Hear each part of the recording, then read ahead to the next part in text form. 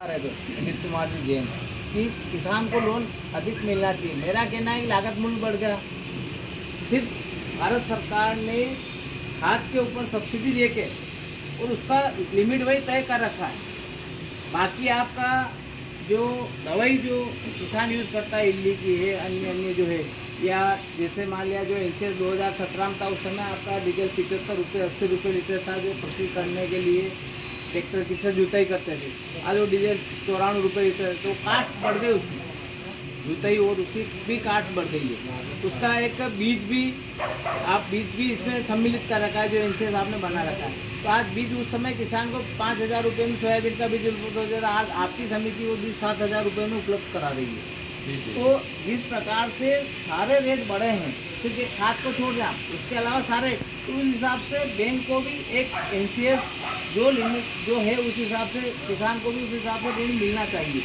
दूसरा मेरा आपसे ये है कि नाबार्ड बैंक को ऋण दे रही है। आप पेस्ट की बात कर रहे हैं, तो पेस्ट समितियाँ घाटे में जा रही है, हो रहा है।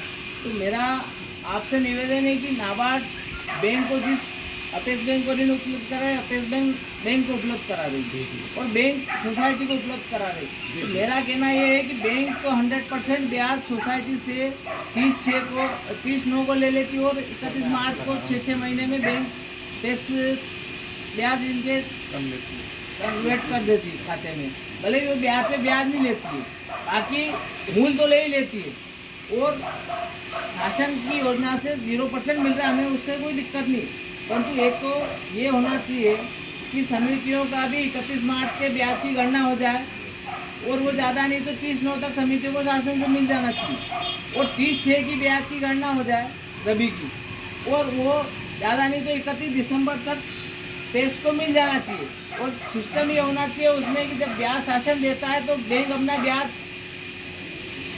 शासन से जब ब्याज है बैंक टैक्स के नामे कर दे, बाकी शासन से जब ब्याज मिले तब ब्याज काटते नहीं, जो समिति का मुनाफा वो टैक्स को दे दे।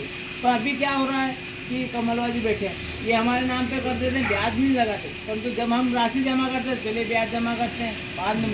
तो शासन स्तर पे आपका नियंत्रण अपेक्स बैंक पे भी आपने आवाज है, आपका अपेक्स बैंक पे भी है, बैंक पे भी है। मान लिया जाए हमारी समितियाँ घाटे में जा रही है और बैंक 3 करोड़ के मुनाफे में जा रही है, तो इसका एक आपके नाबार्ड स्तर पे होना चाहिए कि टैक्स को 2% कमीशन मिल रहा है मान लो अभी, तो आप जो मान लो जो भी मिल रहा है, तो आपको ये कहना चाहिए कि उनका पैसा तो सदर है समिति से, इनका पैसा तो मान लो किसान से वसूल करेंगे तब देंगे, तो उनका मार्जिन कम होना चाहिए। जबकि बैंक आज 1% मार्जिन ले रहा है और समिति 1.5% में किसानों को दे रही है, तो बैंक का मार्जिन आधा % में भी चल सकता है। करोड़ों का टर्नओवर है बैंक का और अपेक्स बैंक का भी करोड़ों का टर्नओवर है। तो नाबार्ड को ये चाहिए कि अपेक्स बैंक को भी आधा % दे और बैंक को भी आधा % दे, और जो ऋण मान लो आप 6% में अपेक्स बैंक को दे रहे हो तो 6.5 में वो बैंक को दे और बैंक 7% में इनको दे और 10% में ये किसान को दे, और वो जो शासन से जो ब्याज आ रहा है वो समय से टैक्स को मिलना चाहिए।